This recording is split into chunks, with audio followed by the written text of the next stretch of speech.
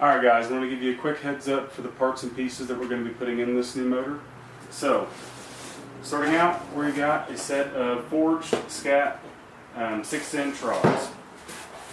These rods are, I believe they're Pro Comp rods.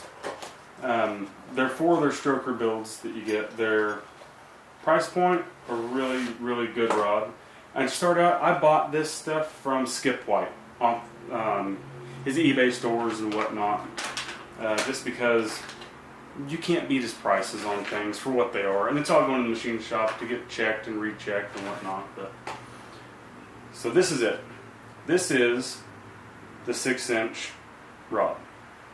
It's clearanced for your cams, so you don't have to worry about running a small base circle cam. It's a really good looking rod. It's a bushing rod, where it's going to be full floating inside the pistons.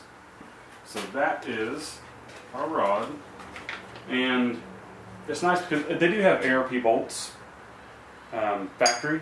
That's just what they have in them, and it's a good looking rod, really good looking rod, and it'll be plenty strong for anything that this motor's probably going to do.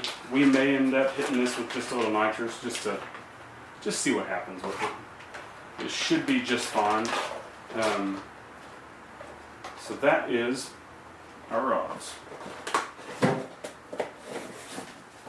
Next up, we have a Scat 9000 crank. This is one of their internally balanced cranks for the 383. So it's a 3750 stroke. It is ground for standard 350 mains, standard journals for these rods, and it's internally balanced instead of externally balanced. Should be really, really good. The last thing that we have that we're going to be putting into this thing is a set of Wiseco pistons. These I also ordered from Skip White. Now, Skip White does a few things differently with his pistons. Now, as to my knowledge, I may be completely wrong and so far off base it isn't even funny, but to my knowledge, what he has them do is take and add 15 thousandths to the top of this piston, which takes up the gap from the top of the cylinder to the top of this piston. So it's not setting, way far deep in the hole. And that's obviously an exaggeration. But one of the biggest things you need to be careful with is that this is a forged piston. A forged piston is going to grow. It's going to swell a lot more than your cast or your hyper-eutectic pistons will, just because of their nature. It's just what they do. I'm not a metallurgist. I can't tell you the specifics. I just know they get bigger. So one thing that's very, very important is this piece of paper. We'll see if we can read this. Okay. So, right there, suggested clearance, right there above the piston, of 4,000ths of an inch. So what they're saying is they want 4,000ths of an inch from your cylinder wall to the side of your piston coming through there. So that's a very important number to know. You need to follow their recommendations to be sure everything's machined out just as it should be.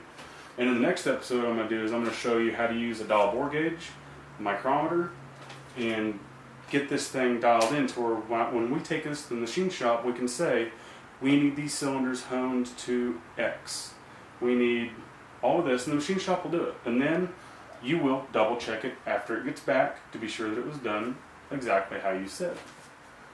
These are just small things. Thought I'd give you guys a quick update since some parts started to roll in here.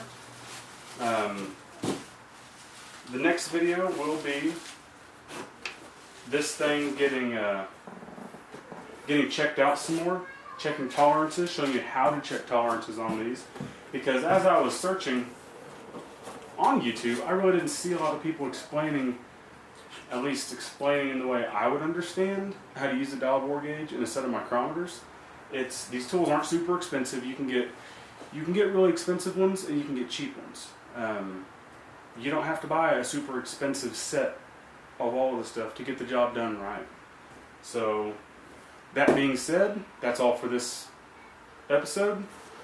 Like, subscribe, ask questions, leave them down in the comments below. I should be able to get to pretty much everything. So, till next time.